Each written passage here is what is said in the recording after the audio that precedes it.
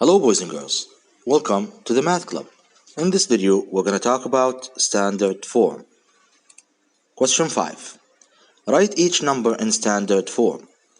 These numbers here are ordinary numbers. We're going to turn them into standard form. A, B, C have the same idea. D, E, F have the same idea. So we're going to answer A and D, and you'll do the rest on your own to practice. Now, when you turn an ordinary number into standard form, you're going to follow these steps. First, let's take A here and write it. So 23500. This number here doesn't have a decimal point. And to make a number from ordinary number into standard, when you turn it from ordinary to standard, you have to move the decimal point. Now, if the number doesn't have a decimal point, it means that the decimal point is over here, the beginning of the number, which is here. Now, we're going to move this decimal point to follow the rules of standard. Now, what are the rules of standard form?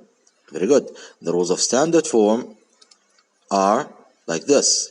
You need a number from 1 to 10, like this, and this number must be multiplied by 10 with a power, So the power should be here, any power, and this number must be between 1 and 10 to begin with, like this. So a number between 1 and 10 multiplied by 10 with a power. Same idea here. We're going to turn this first into a number between 1 and 10. And to turn it between 1 and 10, we're going to move the decimal point. Now, this decimal point here, we're going to move it to make the number between 1 and 10. To move the decimal point here to make it between 1 and 10, we have to go to the beginning of the number. So we're going to move like this. We're going to move 1, 2, 3, 4. So we moved 4 times, like this. Okay? Now, because we moved 4 times, it means the power will be 10 power of 4. So the new number became what? Let's write it here, 2.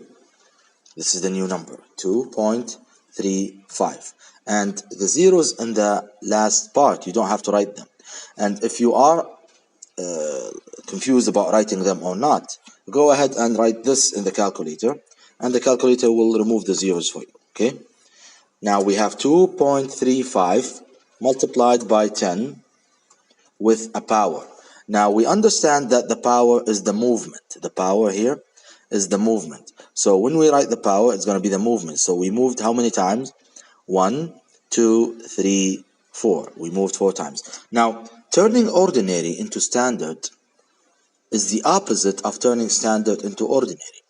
We talked about standard and we said the movement will take you to the side on the x-axis.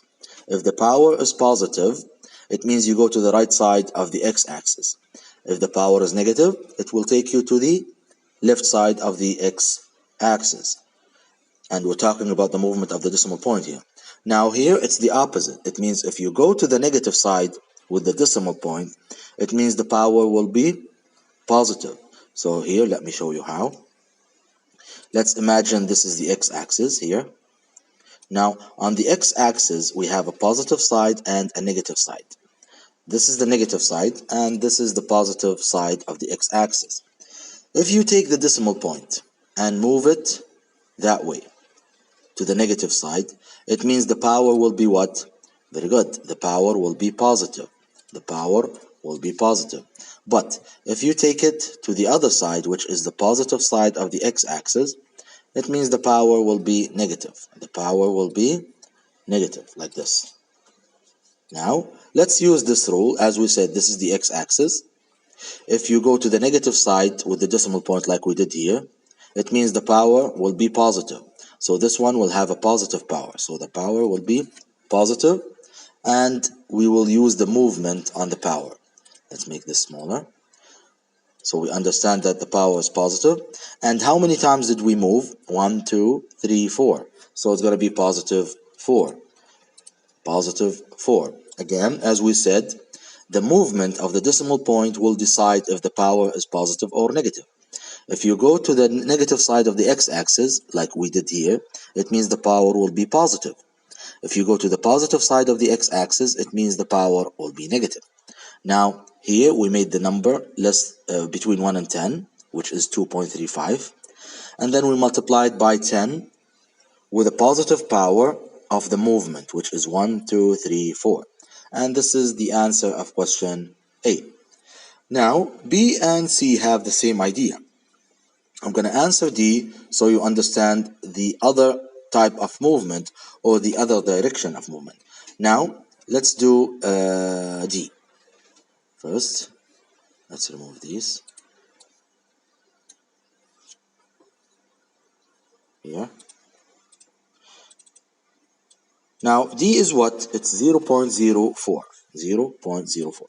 As you notice here, we already have the decimal point. We already have the decimal point, which is here. Now, we're just going to move the decimal point to the side that makes the number what? That makes it between 1 and 10. So we need to make this between 1 and 10. And to make it between 1 and 10, we have to move the decimal point this side. So 1, 2. So the decimal point will be here to make the number between 1 and 10. So let me put this here.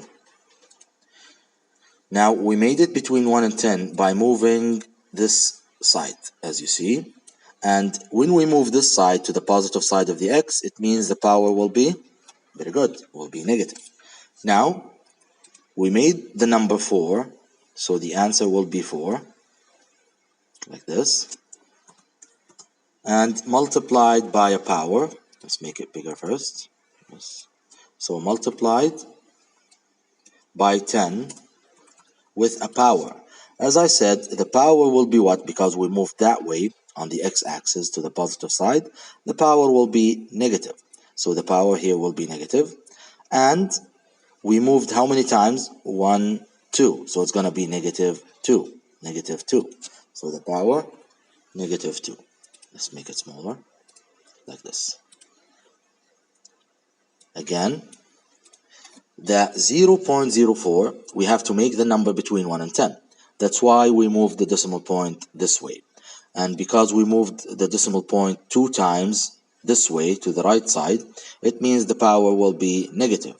So the answer will be 4 times 10 power of negative 2. You have to follow this rule of movement for turning ordinary numbers into standard. And with standard to ordinary, you follow the opposite rule that we talked about before.